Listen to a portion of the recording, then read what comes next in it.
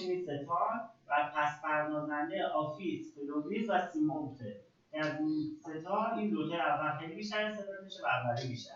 آفیس برای دیدن نتایج دو بعدیه بچه‌ها، اینو ما یادتون. آفیس برای دیدن نتایج دو بعدی یعنی چی دو بعدی؟ یعنی فشار بر حسب مثلا زمان یا سچوریشن دیگه گرید بر حسب زمان یا مثلا بالا. پس یک کرو قرار به ما بده. الان سچوریشن نگید موثر میشه با سر. پس این دیدن پارامترهای وابسته به زمان هست. مثلا تغییرات سطح تماس، فشار بر حسب زمان، فشار استاتیک بر حسب زمان. یک کروی که میخواد برامون بگیشه میره سراغ آفیس و نتایج مشاهده میکنه.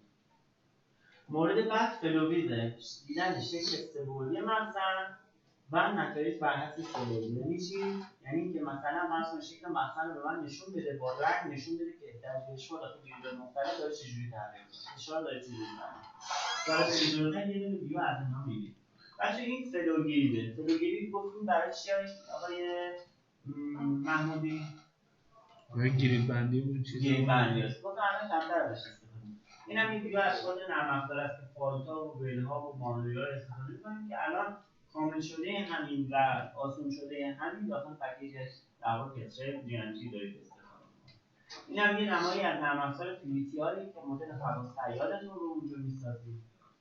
اینم یه نمایی از در واقع نرم افزار وی‌اف‌آی که بعداً برسیم به سکشن در واقع وی‌اف‌آی میگم که کاربرد وی‌اف‌آی چیه.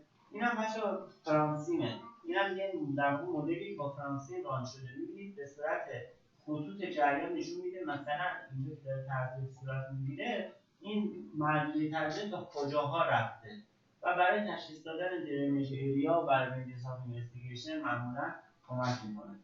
اینم یه جوری از نرم افزار آفیسه که گفتم برای دیدن نتایج فیلد یا بند یا ریجن و مثلا میتونید ببینید فیلد اور پتانسیالمون چقدر بوده بر حسب زمان، یعنی چقدر تولید یا مثلا تولیدن بر حسب زمان داخل فیلد به چه صورت بوده. اینا گفتیم نتایج دو بعدی.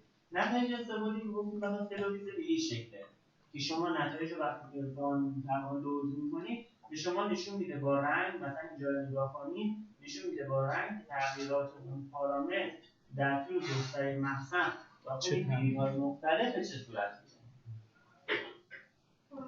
اینم سیمونته که برای حالا پیش‌بینی که زیاد باش کاری نداره.